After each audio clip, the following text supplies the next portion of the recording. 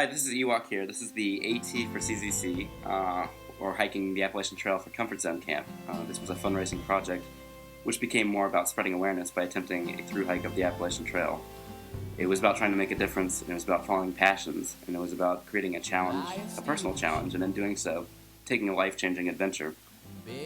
Learning all that life has to teach through experiences that you wouldn't normally experience just by putting yourself out there. The AT for CZC was about all of these things and so much more even still. The AT for CZC was the journey and the project that I had to commit to and to grow, to learn, and through it I found great meaning and purpose in my life, and it changed who I am.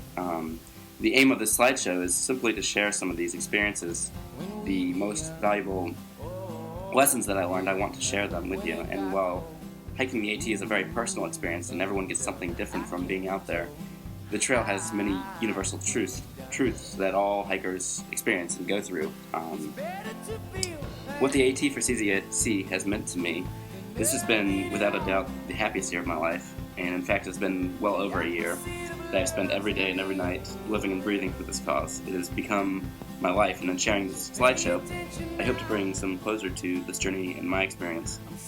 Well, I know that what I have learned on the trail, many of the experiences, the new lifestyle I have developed, friendships, memories, they're going to stick with me for the rest of my life. I see the importance of taking all that I've learned and sharing it, not only to take what I've learned and apply it to my life off the trail, but it's also about sharing and giving and living more self-sustainably, sharing this knowledge and this life with everyone in the world around me.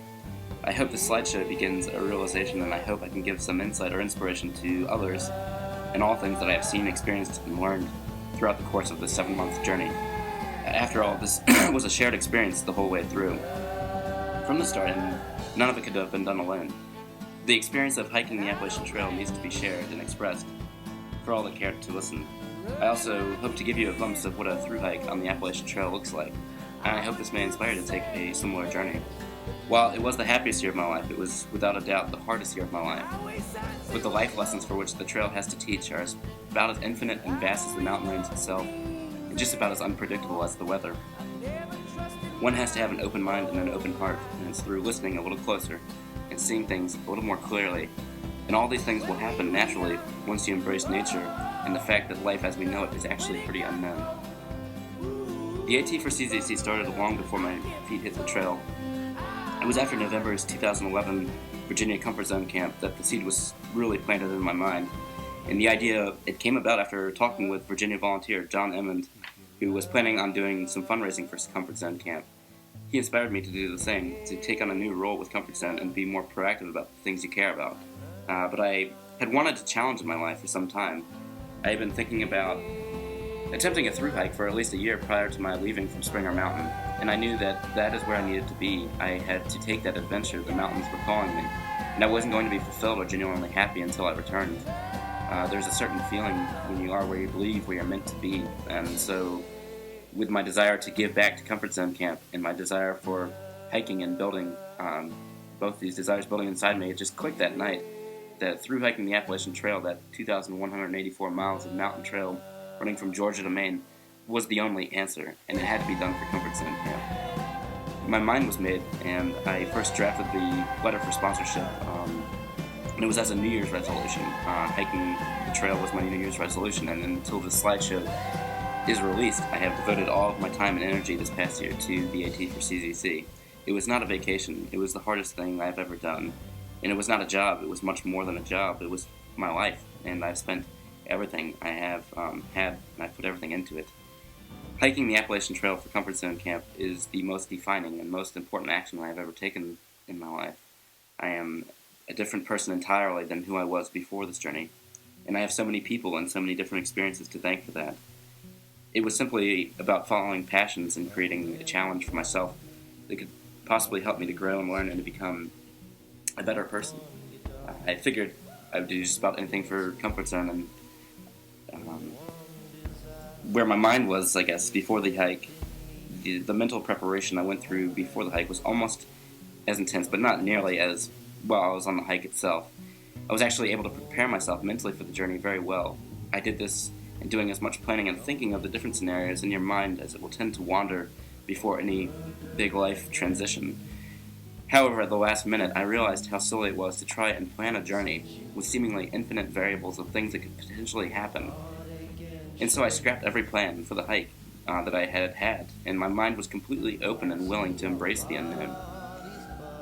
That is to say that my only expectation for the journey was that I wanted to start from Springer Mountain in Georgia at some point in April, and I saw leaving from Springer Mountain in Georgia as the destination itself. Therefore, wherever the trail would take me, from there was going to be unknown, without any expectation or idea of what the trail might have in store for me.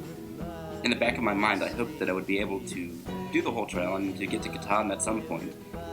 But that was not my goal. My goal was very simple. I'm going to talk about Comfort Zone Camp to everyone that I meet. I'm going to enjoy life, and I'm going to do this while I start hiking north. It was completely the direction and not the destination that I cared about. And in fact, it was never my plan or even a consideration to end my thru hike at the northern terminus of Mount Katahdin. I never wanted to see hiking the Appalachian Trail as a journey that took me from one place in space and time to another. There had to be more to the journey than that. Life on the trail, you get into the swing of things pretty quick in a thru hike, or any long distance hike really. I feel if your heart is there. Everything is so fresh and exciting at first, and it always is. You are constantly seeing new places, meeting new people. You never know what the trail has in store for you, and the weather can be pretty unpredictable at times. You soon find yourself living pretty much in a day-to-day frame of mind, one foot in front of the other, just taking one step at a time. Oftentimes you wouldn't really pay as much attention to what is ahead of you on the trail or the future, what is behind you as it passes, only what is right under you. You're looking at the ground quite frequently. That is to be there in the now and the present moment of things. Soon after being out on the trail, your senses really become alive, your eyes constantly moving, taking in views, watching every rock beneath you, following the twisting, winding trail up and down mountains, following the white blazes. Your ears tune into the peaceful sounds of the forest, and the sounds of the animals, the wind, the rain, the fire hissing and crackling and popping at night, while a banjo is being played. Music was a constant reward for me on the trail. I carried a doombek, a hand drum, since Hot Springs, North Carolina, and I never really realized how much music mattered to me in my life. But I have to be around music and musicians, and I found that on the trail. I had to be playing music with people as a form of connecting and sharing, and not just listening, but actively playing and creating. Your sensitivity to hot and cold, your other senses become much sharper without the modern conveniences of air conditioning and heating. You can go from sweating buckets and overheating while you're hiking to shivering cold in the wind if the temperature catches you.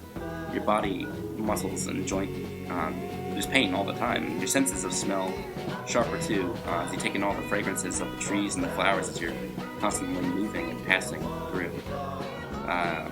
And of course the natural sense of sweaty, dirty hikers. Everything on the trail started being measured in pounds, miles, calories, carbs, and liters. Time began losing its meaning, days passing into months, and then I began measuring the time I spent in the woods by the length of my beard. To this day, I can not tell you how many miles I hiked or how many days I spent on the trail. My experience on the trail was never about the miles. While I did try to stick to a more purist mindset of staying on the trail, I believed that what was to be learned on the trail or related to the trail. But I definitely didn't hike every mile. I did miss some flat sections, but for the purpose of my hike, that was okay. I realized from the start that my experiences on the trail were going to be based around people, other hikers, and the more meaningful experiences and things I gathered from the trail mostly came through human interaction. It was meeting thru hikers, the Appalachian Trail community, town folk, and observing people and learning from others.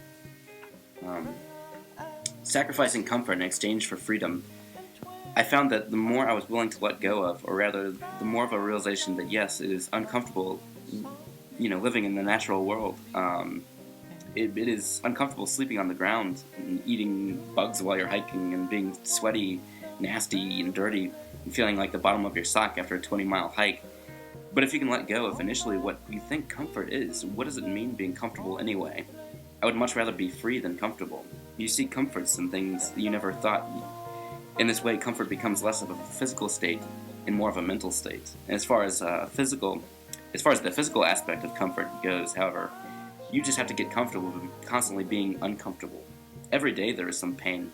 Either your feet killing you from walking all day, back pain from lugging too much food, muscle pain from climbing mountains, joint pain in your knees from steep descents. But you gotta love that pain. It tells you that you're alive and that your body is working. The cold and hunger were two discomforts that definitely, they were definitely the most challenging discomforts on the trail because you couldn't escape them. Really, it was these discomforts that enabled me to grow and to learn and to take some of the more valuable lessons from the painful experiences of going cold and hungry. But looking back now, they weren't so much, they weren't fun at the time, but they taught me how I need to live my life from this point on. How I feel the world should be responding to waste and simply taking care of our environment and our neighbors. It's going cold that gives a whole new meaning to what it means to have shelter in a home. The last 3 months of trail I spent in the bitter cold and was with minimal, ill-equipped, and unconventional gear. September I was passing through New Hampshire, October in Maine, and November I spent hiking from New York to Pennsylvania. What comfort means on the trail, we all seek a warm place at the end of the day when it's cold, just as we seek shade and comfort and the coolness in the summertime. But it's learning to live with the weather, and adapting to live in nature takes a lot of patience more than anything. You have to become comfortable being uncomfortable when living in the woods. I think living in modern day society with all the technology that we have, we can adapt our environment to suit our needs, but is that really real? Personally, I know that feeling of feeling heat from a fire and feeling heat from the sun after 3 months of living in the cold, and that's the best kind of heat and warmth. My appreciation for sunshine on a beautiful day.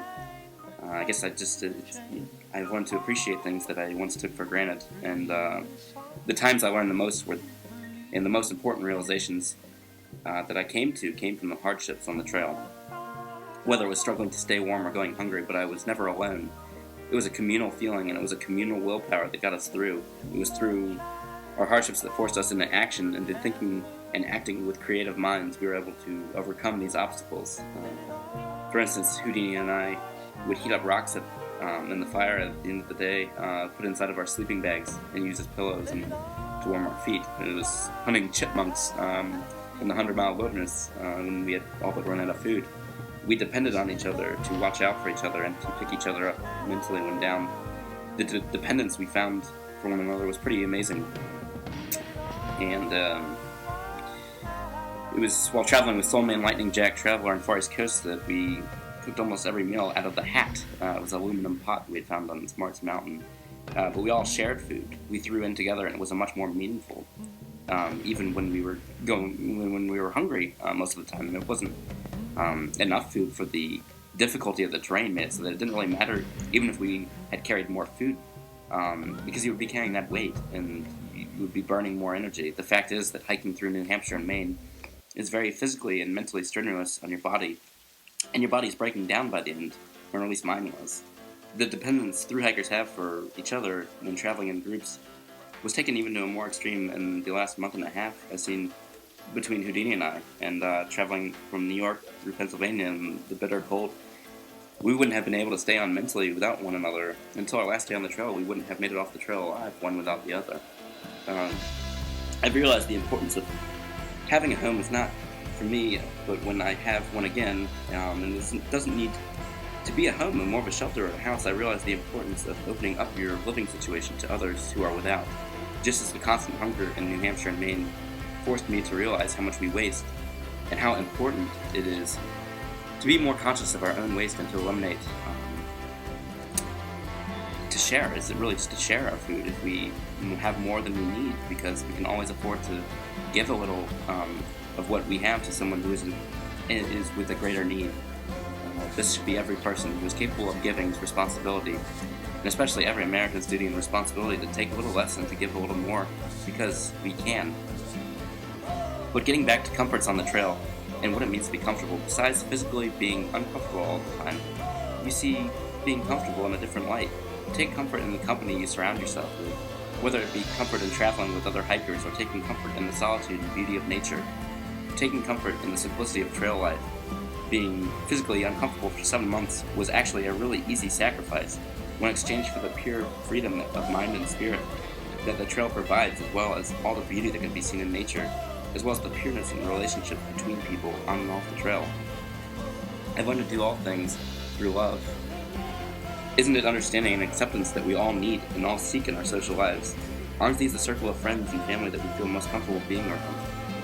It is very important to distinguish our needs from our wants. These became very clear to me when you're carrying your life on your back. You realize what you need, and you can get by with very little. True happiness in life comes through living for others, enjoying everything in life, and life itself is more meaningful when shared. If there's one message the trail teaches, it is to share all that you have, to never stop giving, and even when it seems you have nothing to give, you can still give your time and your love. These are two things that you always have as long as you are living. Your time to decide what you are going to do, what you are going to pursue, how you're going to make a difference, and your love and deciding what passion you will follow. The trail raised so many questions, for instance, as what is a home? Is it a place? It can be for some. For many people, home is a warm place at the end of the day. For many, homes revolves around family. But it doesn't have to. For 7 months, home was wherever I was making it, and with whoever I was traveling with. Home became the woods and the wilderness, the trail. My home was constantly changing. And since getting off the trail, I've come to realize that what home means to me is something entirely different than I ever thought it was. Home is more of a feeling than a place or anything else. Now home feels more like what's in my heart and where I see the company of friends and family who trust and understand me. Home is more being in the company of the ones we hold closest to our hearts. Home is so much more than just a place. But in a broader sense, I think it is very important to look at how we see our homes as beyond the comfortable structures that we return to at the end of the day. If we choose to see home as a place, we need to see it more as this entire world. We are all from this earth, and we will all return to this earth. We need to take care of this world, and we need to take care of each other. We need to take care of our houses, yes, and our family should come first. But look beyond your house, your home. Let's take care of each other, our communities. Broaden it even further and further until you realize it's the entire world that we need to take care of and treat as our home if we want there to be hope for the future. To give when we are able is a must for a hopeful future. I don't think that gratitude, I feel, possibly be put into words for all that have helped on our journey.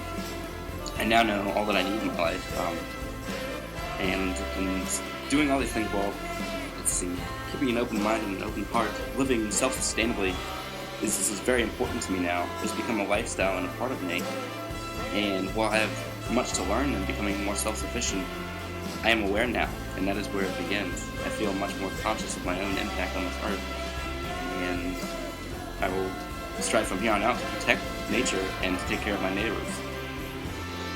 If we can broaden our visions and see this entire human race as our family, or even a step further and embrace all that is alive as our family, and this world as our home, and not merely the shelter over our heads, we can see there is hope, and that this is a very sharing and caring world. The people that embrace these views are the people that are truly making a difference, and are people who we encountered for the most part on our hikes were people that had no fear of people. They were the people that picked us up and gave us food and helped us by offering what little they had to give. And it was very genuine, and you knew when it was. And it could be little things. I mean, a night out of the cold, a warm meal, a hand-knit hat, a ride to the grocery store, or camping in the backyard meant the world to us. And when you are and find yourself, and there's still so much more to be said, and so much to be learned from the trail. But today I find myself thankful for many things, and I'm thankful for my family, who loves and supports me. I'm thankful for Comfort Zone Camp and for all that camp provides for its campers. And I'm thankful for the Appalachian Trail. I'm thankful that I've experienced and all that I've experienced and learned in living in the woods. And I'm thankful for having traveled with everyone that I traveled with. The dependence we have found in the lifestyle that we lived meant so much to me. They're experienced extreme goodness in people, and it surrounded me, and it wasn't just goodness, though. It was everything to be felt in extremes on the trail. Extreme heat and dehydration in the summertime, extreme cold for the last 3 months on the trail and traveling through New Hampshire and Maine and New York to Pennsylvania, extreme hunger and extreme happiness. I spent more time walking, took more falls, sweated more, and felt the warmth provided by a bonfire on below freezing nights. I was given a new life, and it was almost taken. I learned about many religions, and it was an extreme world you find yourself living in when you're living in the wilderness, in the natural world. But any feeling of judgment has been suspended. I will strive to keep an open mind and an open heart from here on out. People should be accepted for who they are and always treated with love and compassion. I feel I've learned now how to give and how to trust, how to walk again, and how to love, really. And I learned that how I want to live from this moment on. I learned how to let go of my life, my beliefs, the image of who I thought I was. And this is important for us to let go of these things to make room for growth and change within ourselves. I feel so many people become complacent if they become comfortable, and many people find comfort in routines, and they will repeat these routines. And yes, there are certain responsibilities in life that necessitate routines, but all I'm saying is don't be afraid to change routines. We should always be trying to make our situations, our lives, and the lives of those around us better. We should constantly seek improvements in our lives. The moment the mind becomes content is the moment the mind becomes dull in my mind. People forget to question the routine. I took comfort in pretty much destroying every routine in my life. Expectations that most often lead to disappointments, and so I found a way to do without them. This entails not really having a plan, to taking life one day and one step at a time. Is by breaking down to basically living off your animal instincts and the simplest form of life and way of living that I have found and became, and I found it was a very meaningful existence. And you have to keep pushing yourself and to keep questioning yourself. Am I still growing? Am I still learning? Am I truly living? How am I seeking these things? These are the personal questions that truly matter. To keep an open mind and an open heart so that we may become the people that we are meant to become. So soon enough, when you're living without any of these routines or expectations and plans, any regrets that you may have had will slowly disappear. And you realize that every decision, whether good or bad in your life, has led you to this very moment of being. Being here right now in this present moment is to be alive, free, and with the power of choice. As long as we are constantly seeing and experiencing and learning and loving, I think this is to be living a pretty fulfilling life. And above all and any is to constantly be sharing and giving the best of what you have to give.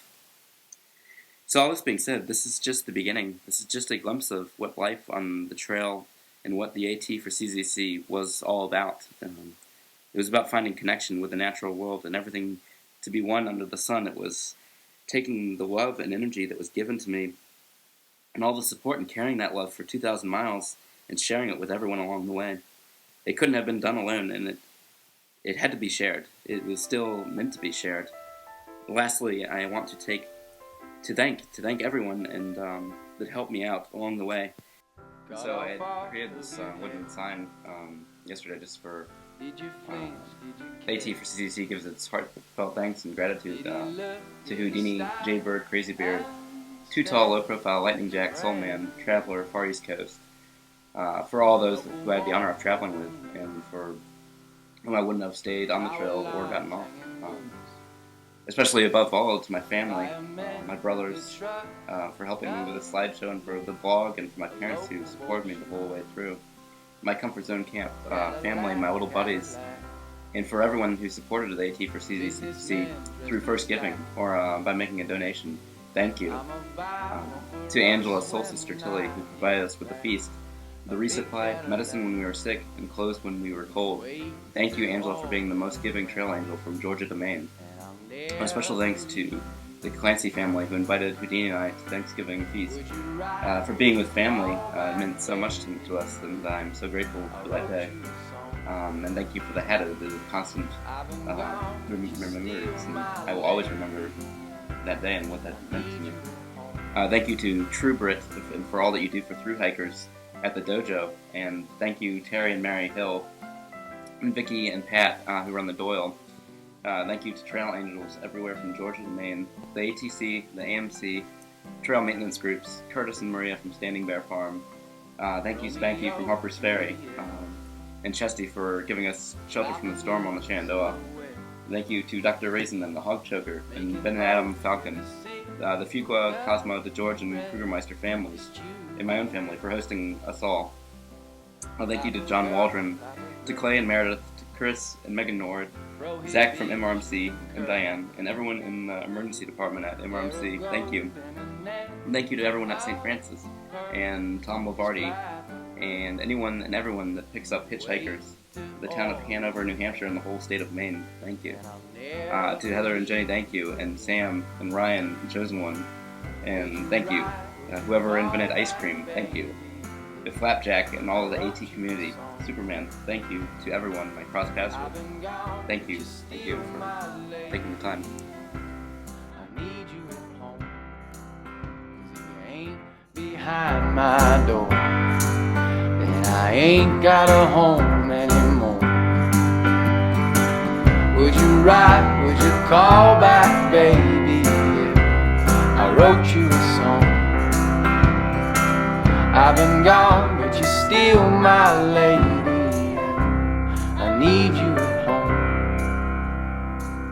Lovers come, lovers go, lovers leave me alone. She'll come back